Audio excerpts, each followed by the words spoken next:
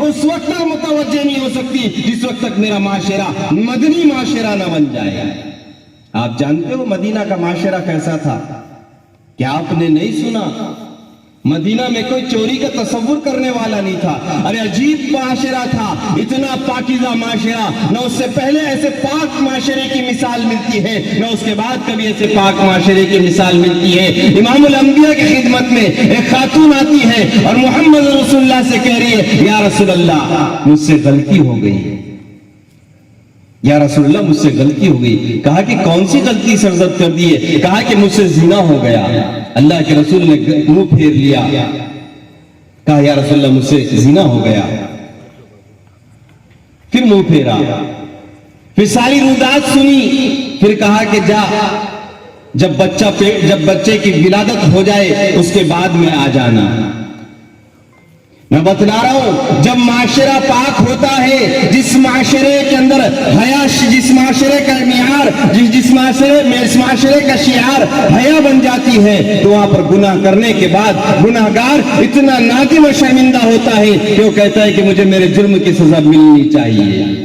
دنیا آواز نہیں اٹھاتی تھی، فلاں مجرم ہے جرم کی سزا دو۔ ہمارے ملک میں دیکھا جاتا ہے، بار بار آوازیں اٹھائی جاتی ہے، بہت ریپ ہو رہے ہیں، ریپ کے لیے کیا کرے؟ سزائیں دے، سزائیں موت ہے، ان کے لیے ایک سخت سے سخت سزاؤں کا پراودھان کرے۔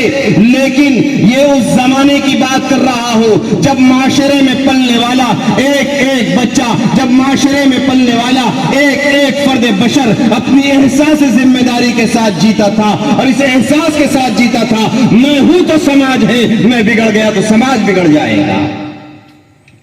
وہ خاتون اللہ کے رسول کے پاس آئی، کہا کہ یا رسول اللہ اب بچے کی ولادت ہو گئی۔ امام الانبیاء نے کہا جا، ابھی یہ بچہ چھوٹا ہے، اس وقت میرے پاس میں آنا جب یہ روٹی کھانا سیکھ لے۔ وہ عورت اس کی طرح اس کی پرورش کرتی رہی، جب روٹی کھانا سیکھ لی، ایک ہاتھ میں روٹی دے کر اس بچے کو لے کر محمد رسول اللہ کی خدمت میں حاضر ہوئی۔ آپ صلی اللہ علیہ وسلم کے آنکھوں سے آنسو جاری تھے، لیکن اللہ کا حکم تھا اگر کوئی شادی شدہ زنا کر لے اور اس کے شرعی ثبوت مل جائے، یہ اللہ کا فیصلہ ہے، اس کو رجم کر دیا جائے، اس کو اس کی سزا تک پہنچا دیا جائے، اس کو اس کے مدلے تو اس کے منزل تک پہنچا دیا جائے۔ اللہ کے رسول نے زار و قطار آنکھوں سے جاری ہے اور اس پر حد قائم کر دی۔ جب معاشرے کے اندر احساس ذمہ داری کے ساتھ افراد جیتے ہیں تو وہاں پر پھر یہ گناہ اتنے مشکل ہو جاتے ہیں۔